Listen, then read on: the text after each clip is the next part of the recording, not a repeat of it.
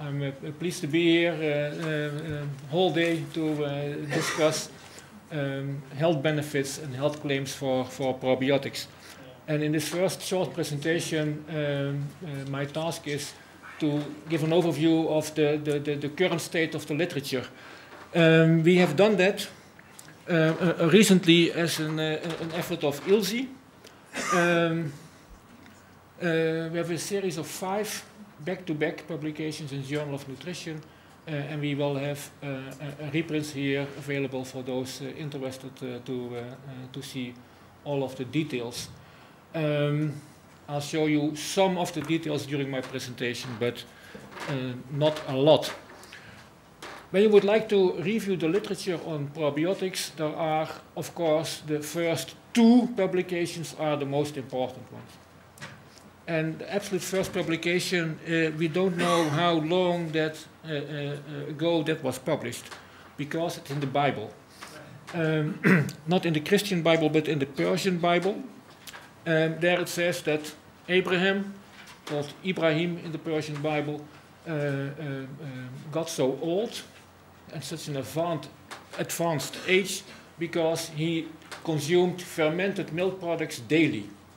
And that is in Genesis 18, verse 8, as you can read here. Yeah? But of course, this was not randomized, there was no control group, there's no peer review processing, just the author's interpretation of what happened. So we had to wait for a couple of thousand years before the real first official publication of Eli Metchnikoff on the prolongation of life, now almost a century ago. At that time, you could have a subtitle in your publication, Optimistic Studies. Don't do that anymore. If you use that subtitle, it will be a guarantee that your manuscript will be rejected. Yeah? So also for your health claim, don't make optimistic health claims. The publication of Metchnikoff was translated in English. It was originally in French. Was translated in English, became very popular in the American market. So popular, everyone believed it, that the New York Times sent 2 journalists to Europe on a fact-finding mission to see whether Metchnikoff really was right. And this is the title of that publication. He was confirmed in his theory of long life. 100 years ago, New York Times didn't have photographs, only drawings as kind of illustration. So here you see 2 people, Baba Vasilka and her son Tudor.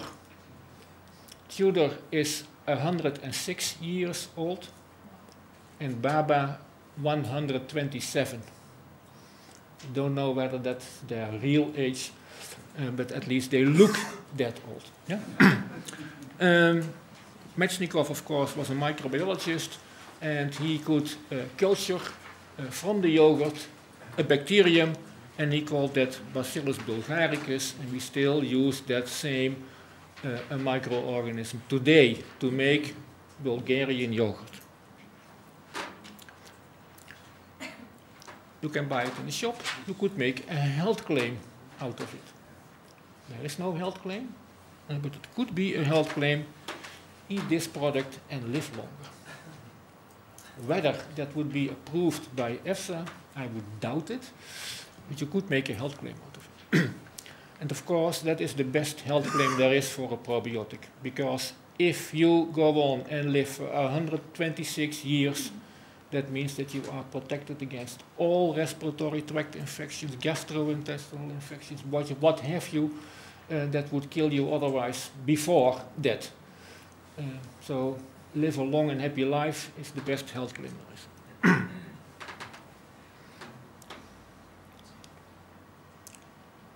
The bacterium discovered by Metchnikoff is a bifidobacterium.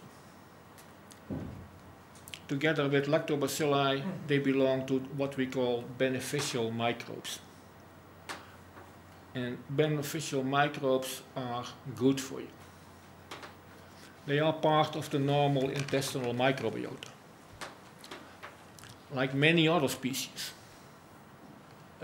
Last week in Nature, first publication on the human metagenome, there are, if I recall correctly, 1,056 species in the human intestine.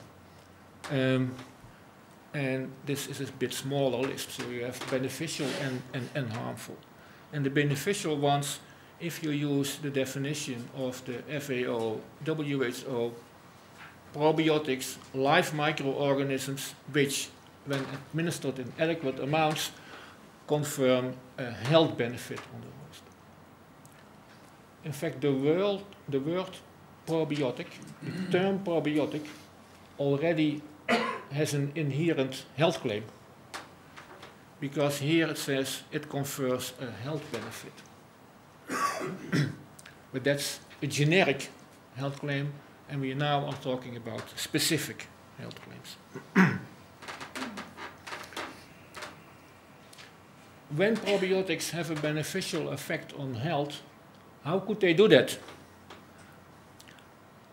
There are probably 3 levels, level 1, level 2, and level 3, where probiotics could exert their beneficial effect. Within the gut lumen, by direct or indirect interaction with other gut microbiota, including pathogens.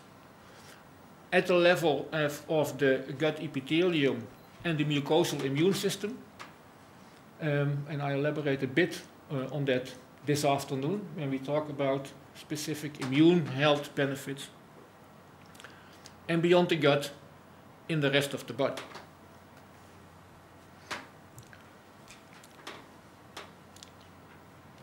The word probiotics is a plural word, means several probiotics, but are they all the same or are they different? And of course, Lorenzo after me will come back to that. Not all lactic acid bacteria are probiotics, but some are, and they differ, as G.Rijkers and others have published in a letter to the editor, British Journal of Nutrition, last month. And you see it's different, all different. I'd like to give you one example of Lactobacillus acidophilus, one species, 3 different strains, a yellow, a blue, and a red one. And when you use them in an in vitro model to see whether they can survive the low pH of the stomach, then you see that only the yellow survives and the others just die. So differences between strains. And Stig Benmark, who's not here, Stig Benmark said the difference between the difference at the genetic level between one probiotic strain and another is bigger than the difference between man and the goldfish. So certainly not all probiotics are the same, they are all different. And that's important from a regulatory point of view. Because if you have performed a study with probiotic strain A, the health benefits belong to strain A and not to a different strain. So therefore it's important to characterize the species and also the strain. Now unfortunately there is not yet consensus on which methods should be used for that molecular characterization. So there are several different possibilities. Furthermore, the strain should be named according to the International Code of Nomenclatures. You cannot use a fantasy name. And the strain should be deposited in recognized collections. So that's all for molecular identification. Still, I would like to make 2 remarks and that we can discuss about it. First is that molecular identification is like a fingerprint of a bacterium, but it has nothing to do with functionality. So if this would be a gene, a functionality encoding gene that is present in strain A with a certain molecular fingerprint, then strain B may have the identical fingerprint but lacking that gene. And also the other way around. So for the future, it is more important to have functional characterization than genetic characterization.